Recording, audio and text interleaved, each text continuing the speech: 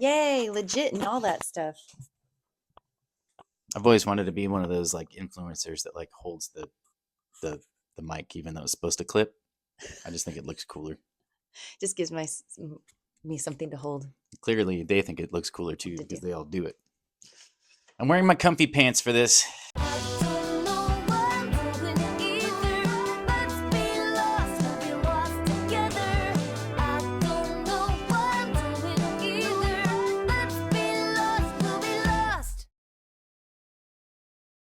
So this is going to be interesting. This is new. We've podcasted before, but it's been a minute, and I'm not going to look at the camera every time after this, but if I have to somewhat put myself together for this, I don't know how long it's going to last us podcasting because I have to have at least a wing eyeliner on. So we'll see how I can keep up with our filming schedule. Yeah, I guess like modern TV and whatever has gotten bad enough that people watch their podcasts on YouTube. That's where most people are watching watching them. I don't know. Both. Yeah. You can do either or. So that's where we're at. So hey, welcome. You've made it this far. We're Mercy and the Mans. Yeah, that's me.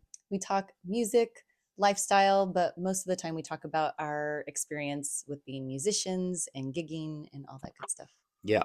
So let's get into it. I thought we have dropped off in the past, and we were in the middle of talking about our Burning Man experience. So we will be finishing that. There's a part 3 that is in the works sometime soon. If anybody was interested in hearing how that ended, I think there are some, but most of the times we talk about our band Mercy and the Heartbeats, and we're working event band, and we work a lot, and we're married, and we work a lot together. We're together 24/7. So we debrief gigs, we talk about the industry and all that good stuff. Yeah, little of column A, little column B. Yeah. So where do you want to start? I don't know why you're kicking it to me. You always seem like you take the lead on this stuff. I think we should really just start. Here we are, 2026. God, I think that's the first time I've said it. And we did our first gig of the year, and we'd been off for 4 weeks, technically. Given the last gig we had in December, we didn't have a New Year's Eve gig. We should talk about that. That was the first time in maybe 25 years that I haven't had a gig. Yeah. I don't remember the last time I didn't. Probably COVID. Yeah, I don't count COVID. But I don't. I mean, I couldn't. I don't remember the last time I didn't have a gig. Well, So, when did you start gigging with event bands that played New Year's Eve? I don't know, like 2011, 2013, something like that. I think 2011. Okay. Long time ago. So this was the first time we didn't even have an inquiry. And we weren't the only band that went through this, but it just seemed like people weren't doing the big New Year's Eve parties this year with bands anyway. Yeah, I think there's a. I know it kind of waxes and wanes. It goes in cycles and stuff. But to me, it seemed like there was some bands that do move tickets locally, and they had their kind of annual New Year's stuff. And then there was some bands that played some casinos and stuff. Many were 3 to 4 hour drive away from the Bay Area. But yeah, and granted, I didn't do a whole lot of research into all the New Year's options or things that were happening, but I mean, the gig that you ended up jumping on last minute and subbing was at a casino in Reno. So, and to talk about New Year's gigs, there's so much hype around having a New Year's Eve gig, I think. And I always find them to be pretty womp womp in that, like, it's big hype for everything, for going out. You have to go out and celebrate the beginning of the year. And if you're not out somewhere, then you're doing it wrong. Or, and that's kind of like bled over into actually working an event too, I think. Like, if you're not doing a New Year's Eve gig, then what's wrong with your band? Why wasn't your band contacted? right. So there was a little bit of that. I wasn't mad at having it off. It felt weird to have it off, But then, yeah, I did end up getting a last minute call to sub, but was kind of quickly reminded again, no matter how we've done a New Year's gig, and there have been so many different ways. There's been weddings that we've done on New Year's Mm. Eve. There's the casinos, the private parties, the clubs. They're all pretty much the same, and they all end up kind of womp womp. I think always anticlimactic, and I'm always kind of thinking, I don't want a New Year's Eve gig next year, but I've never not Yeah, done one. I do because I like to work. I fidget, so I'm gonna have my fidget That's thing okay. so that I don't keep rolling my legs around. And I have ADHD. Turns out, found that out last year. Explains a whole lot. That's Um, been fun dealing with that with the band. yeah. Um, I don't know. I mean, when you bring that kind of stuff up about like things being womp womp or whatever, it's I'm always brought back to like any event, any party, any place where you're gonna have a DJ or a band, like the the party, like it's it it's only as successful as the people that show up to it, and like uh whether they bring any energy or whether they are there like ready to have a good time. Like weddings are a incredibly labor intensive, customer service heavy, it's the most intricate, like labor intensive, hour intensive events we do, but most of them are really really fun because people are conditioned to show up to a wedding and have a good time, Right. and so it's very rare that we play a wedding that's a dud. But it feels like with corporate holiday parties or any kind of like corporate party, um some birthday parties, although some birthday parties trend closer to weddings than not, depending on who the client is.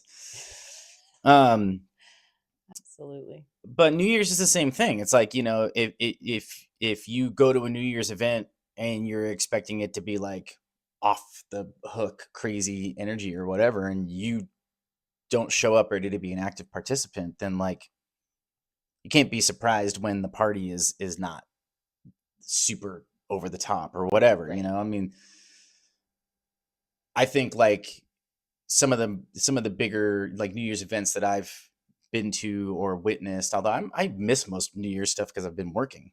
I've Right. usually met up with my friends after like 1 o'clock in the morning, after they've already been somewhere else. So, but they would go to big, electronic music events or something like that, which, I mean, there's other stuff sometimes fueling the fun at those things. But I just think, I was a observer at your New Year's gig, Right. so which is new for me, which was fun. Like I've said, I got to watch you at two different events, and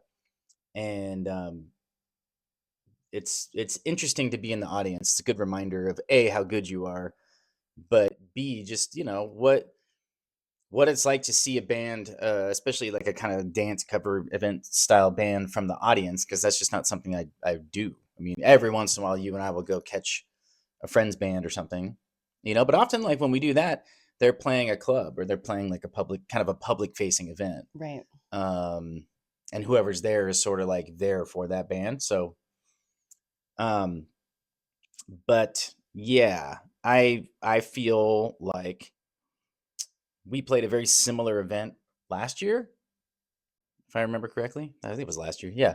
Last year was We Grayton. yeah, we played a VIP event at Grayton, and you basically played somewhat of a VIP event at Silver Legacy. I mean, I don't think it was exclusively like their VIP, but it was like you had to buy a ticket. You had to opt into this thing. Right. And it's like it's a nice dinner, and How'd that uh, happen? well, that's gonna be a problem. I was already thinking, I'm mirroring, and I was already worried. Like, I didn't put on Do Not Disturb. I wonder if someone's going to call and ruin the video anyway. Nope, just your battery. It's fine. It's fine. This is the start, so it doesn't have to be. There's no expectations. There's no or there's low expectations. Let's put it that way. Yeah. Anyway, go on. No, I mean it's like it's a nice dinner, you know, and then like it's not that these casinos and any of the big parties we do, like they do a good job of like it's good food and there's lots of entertain. There's stuff to do, but it's sort of like I mean it reminds me of some of the big fundraisers we've done in the past, you know, like the really fancy fundraisers where Mm, like the ticket's super expensive and you know whatever. It's like dinner's done, everybody gets up and walks out. yeah. It's like they're not interested in the entertainment portion, which I find weird because to me it was like you can get a nice dinner for a way cheaper than that ticket price, you know? I think it's for the people that don't give themselves permission to do that throughout the year. I think Yeah. it's people that like they save it for a big celebration. They don't go out much, so this is going to be the time that they go out. Creighton was a little different in that we didn't handle the countdown.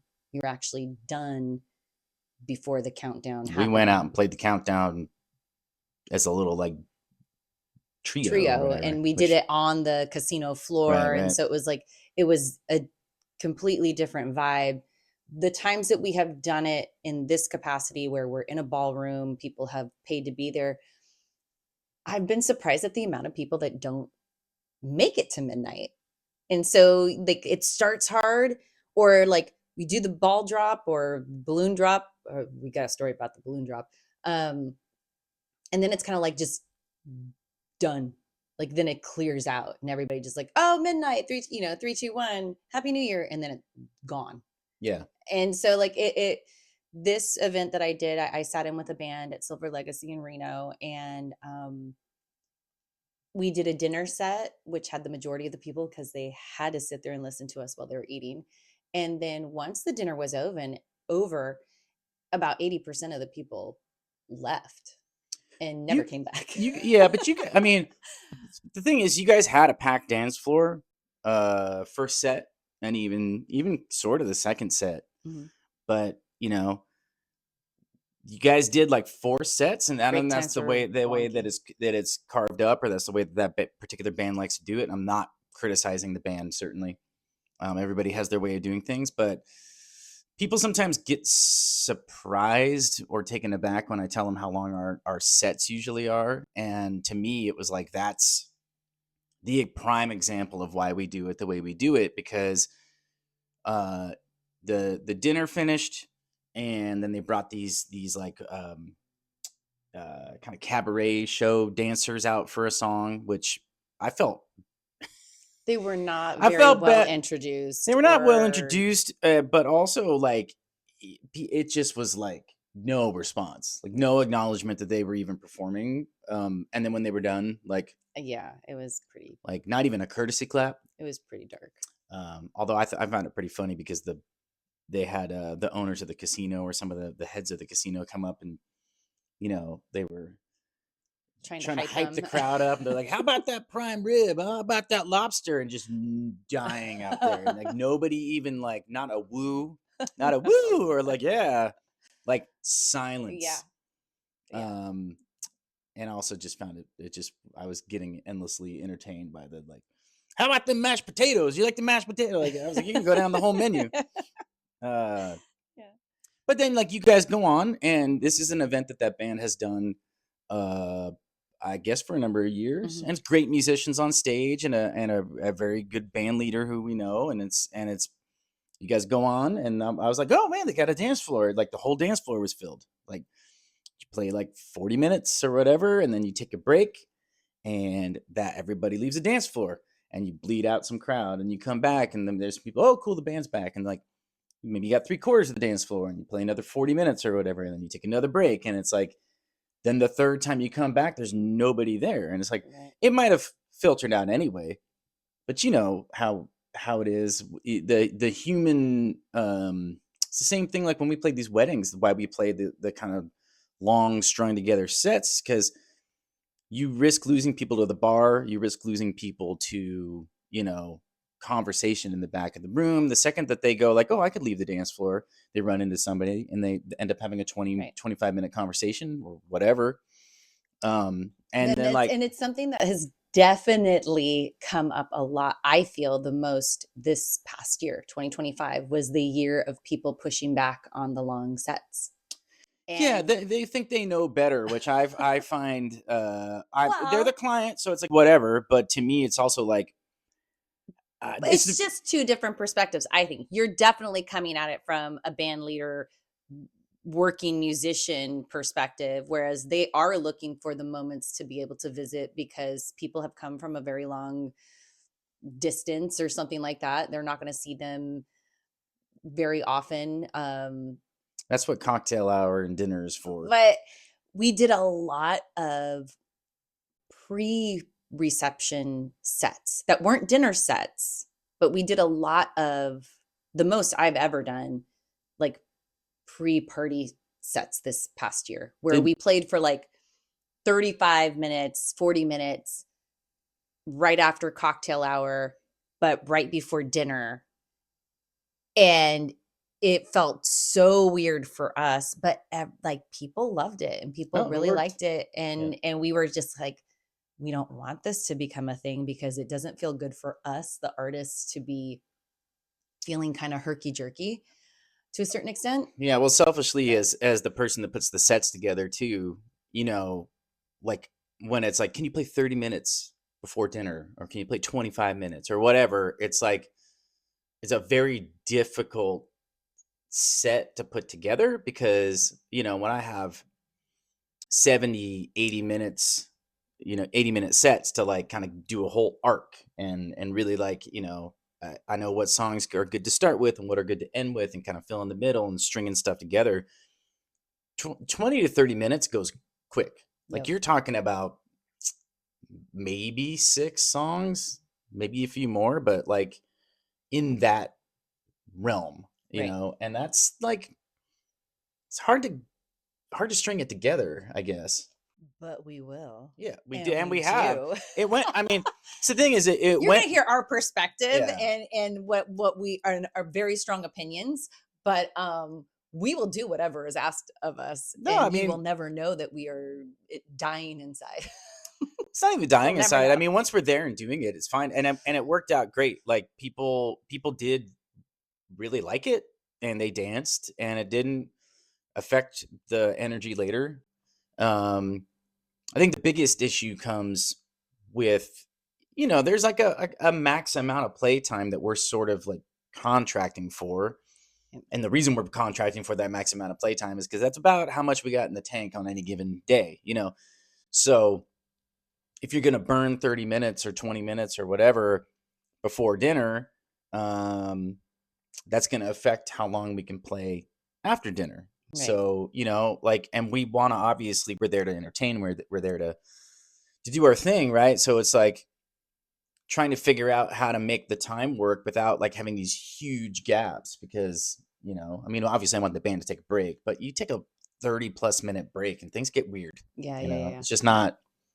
We prefer long sets. We do anywhere. I mean, the longest set we'll do if we're doing if we're able to do our whole contracted amount of time would be two 90-minute sets. Generally for weddings, we do probably average 75, 275s, 2 80-minute sets. If we look like we're losing time because things always 90% of the time run late on a wedding. Um, we want you to have the max time. So we will even go as far as no break. We'll just do a long 2 hour set.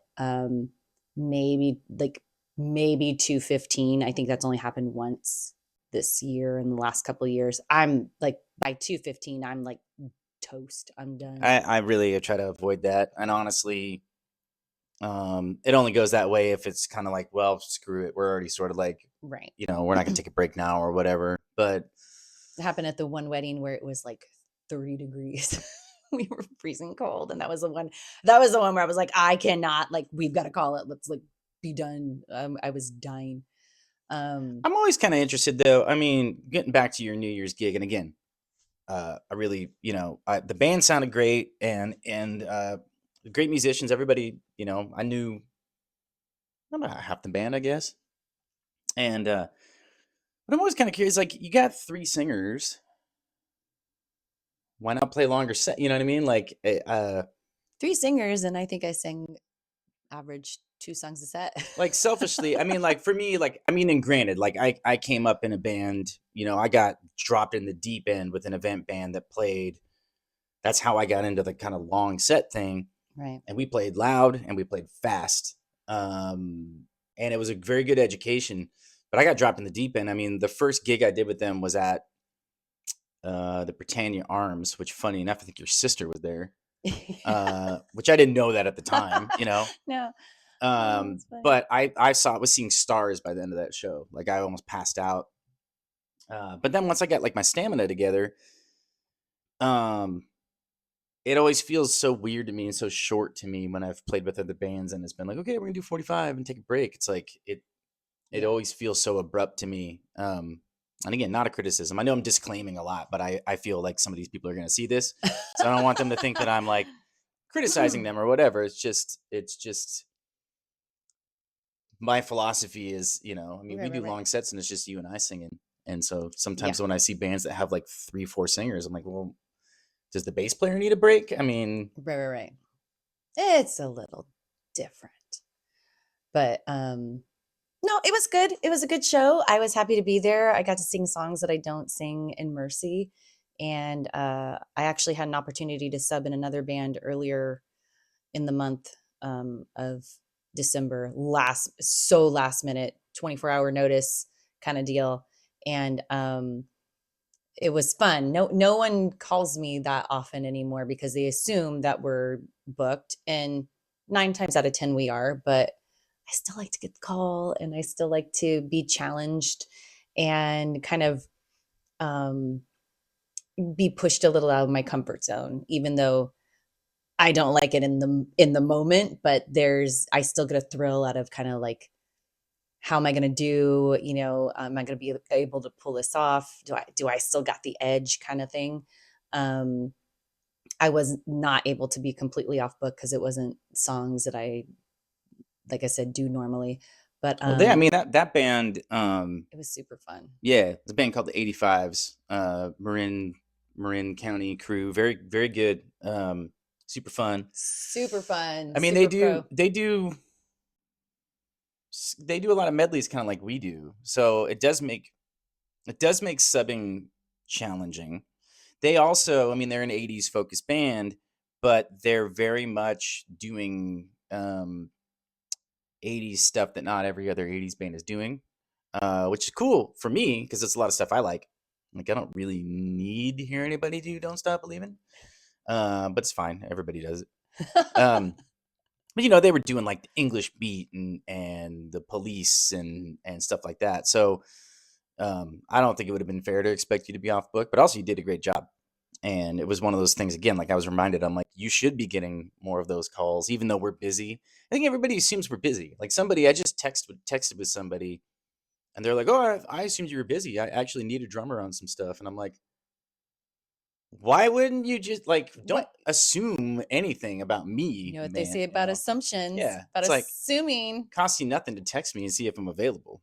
Yeah. But it's also a testament to our social media game, your social media Well, game. that being said, I counted them up. This year we did do 75, 80. It was 75 or 80. I can't remember which one it was. But we did do 75 to 80 events in 2025. So I get why people think we were busy, and we legit are. It's generally every weekend.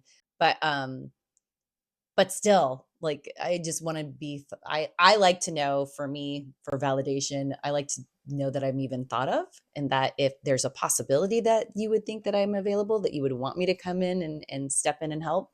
um because also, as band leaders, we know how stressful it is to cover a gig, and especially with that band, they are a band. It's not a bunch of floating musicians that they have in and out. It's a set band, and I appreciate that and I respect it. But it also means that you're generally not having people sub, which means then having to call somebody to sub is really stressful, and know that it's covered. So I want to be able to hop in when I can, because there's nothing worse than the times and Kyle can back this up, that I have just a little weird feeling in the back of my throat, or, did I sneeze? Did I cough? And like, do I need to call somebody to be on standby?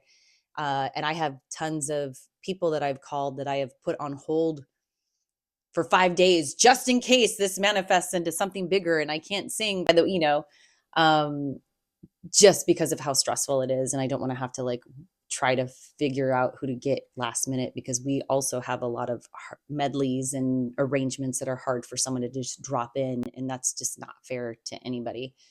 But yeah, that was fun. And it was fun to hear you say that, because you don't get to see me very like when we're performing, performing together, but we are in our own minds and we're thinking about things. We're thinking about the next song, or we just have other things on our mind when we're performing next to each other, as opposed to when we're watching each other from the audience. And I get to do that usually more often for you than you do for me lately. You being more that you drum in other bands. Yeah, which I'd like to do more, but like you said, we do 75, 80 events a year. The biggest issue that we run into is that it's difficult for us to hold dates. Somebody calls me and says, "Can you do this gig in 6 months?" I'm like, it's open right now, but Right. if my band gets a inquiry, it's like I have, uh, it's both the like band, like the furthering of the interests of the business and the band, but it's also we have mouths to feed. Like it's If we take off a gig, there's 7 people that are taking off a gig, yeah, we because don't yeah, we're taking the whole band out, and it's not fair to the band and it's not fair to our sound crew. So yeah, I've taken gigs where I say, you know, I can hold it, but if Mercy gets a gig, I have to take that. So if you're willing to roll the dice, that's on you. But generally, we're not going to get a last minute gig with, if I'm a week out, I know that it's probable that we're not going to have a gig or something like that. right. But there's been a lot of weird. We'll debrief some of our favorite gigs from 2025 and 2024 that we haven't talked about. But we did have this interesting gig that we just did a couple days ago. Our first gig of 2026. It was a birthday party. That was kind of a last minute get, probably like a month out, Yeah. and doesn't usually happen. A lot of events lately, the past year, have been pretty last minute, I mean, I both of think. the last two like fall seasons have been gone from not being very booked up to being like the busiest part of the year 2 years in a row. Right. I don't know if it's going to continue that way, but it was like this was the second year in a row where it was like went from like it's looking okay, but there's some open spots to like we're about at the capacity that we can really like work, Right, right, right. which is a good problem. Good problem to have. In January, February, always very, very slow.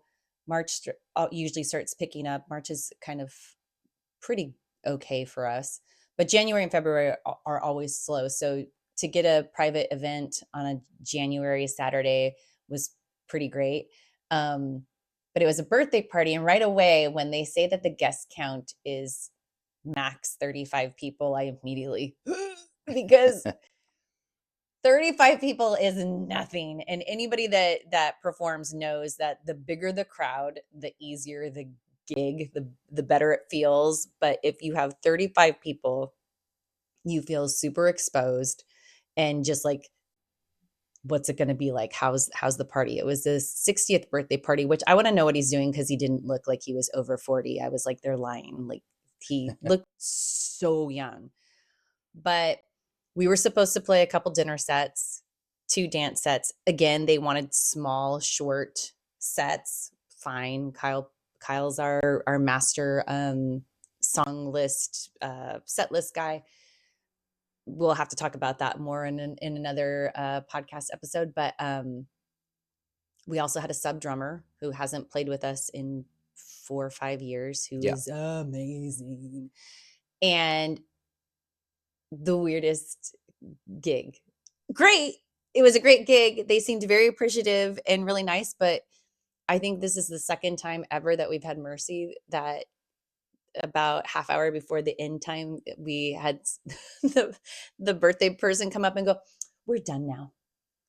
Eh, This is the last song." Oh, okay. And we had like 30 to 45 minutes left of the set, I think. Yeah, I figured that was coming when I looked up. I was in the middle of doing like David Lee Roth screams on a Van Halen song, and they're playing chess. They were You know, playing chess and backgammon.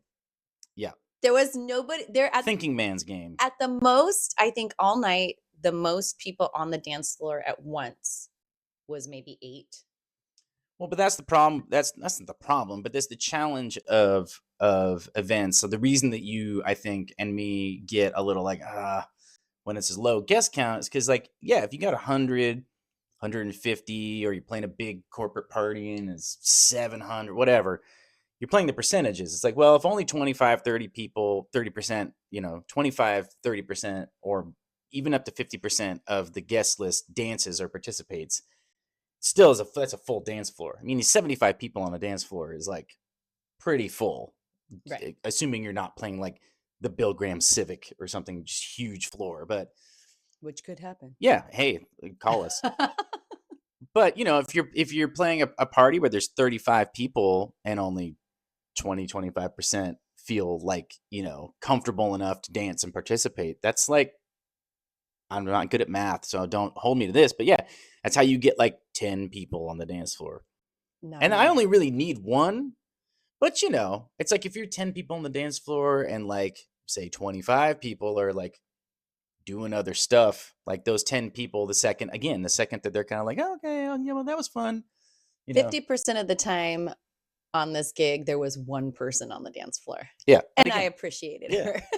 But it was one thing that we've been told a lot this year is how people appreciate that we always show up though. Like no matter the gig, no matter the conditions. Hey, Millie's making an Um appearance. they said Look at those ears. where is she?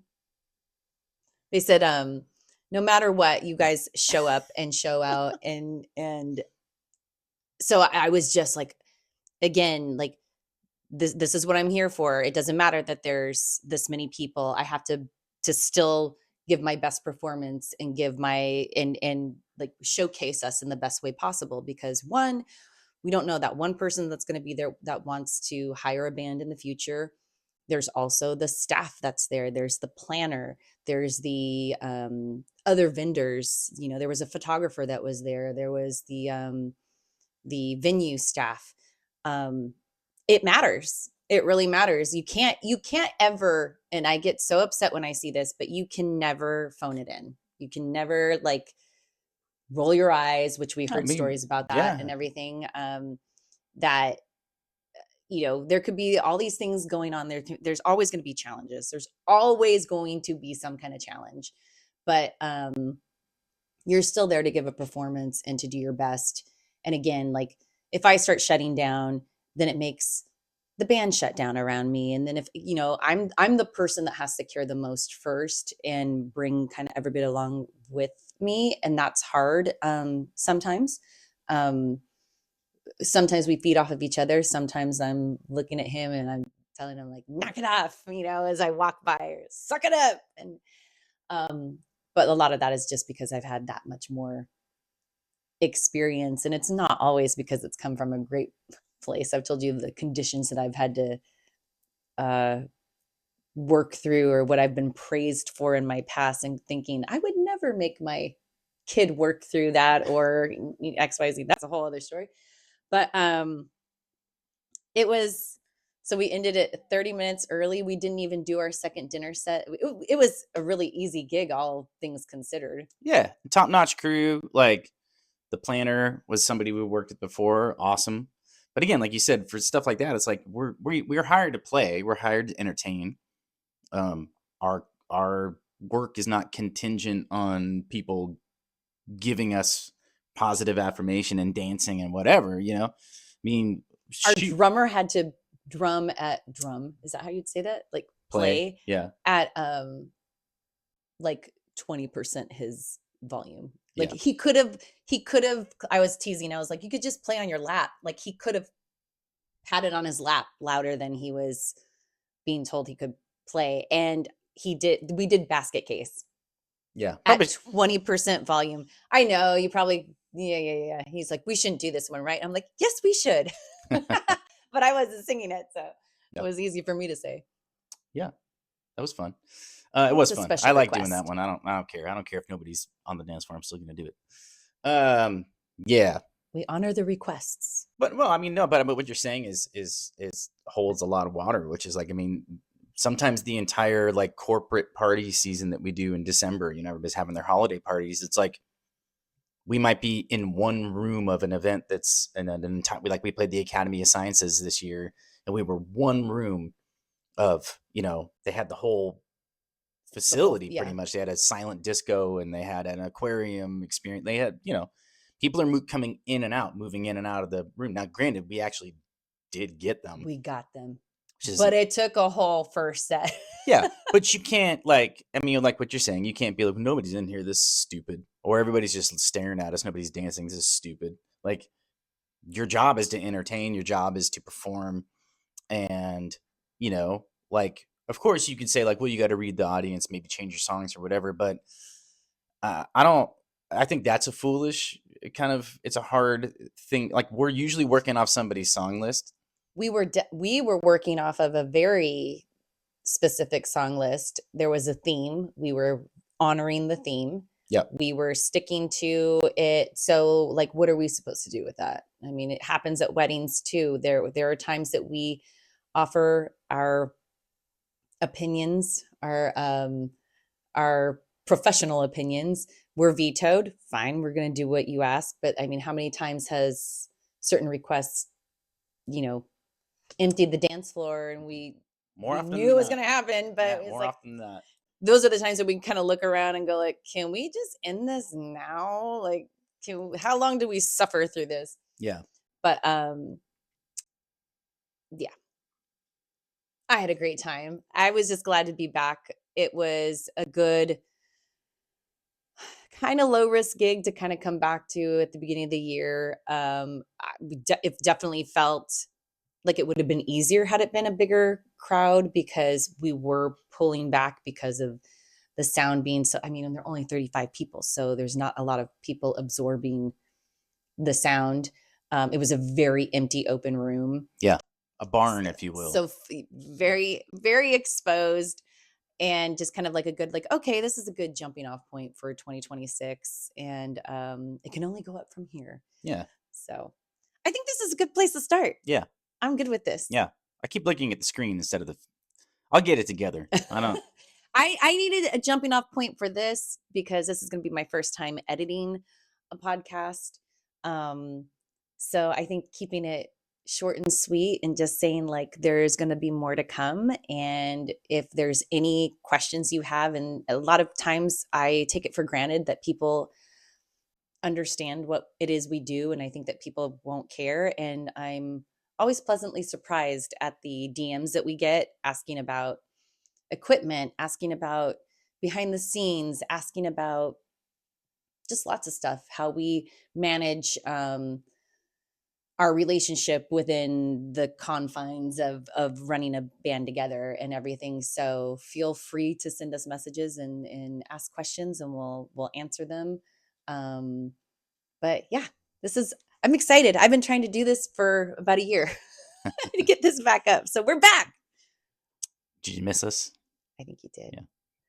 Well, stoked to be back. Yep. See you soon. Toodles. You said that you found me, but you know that it was I found you.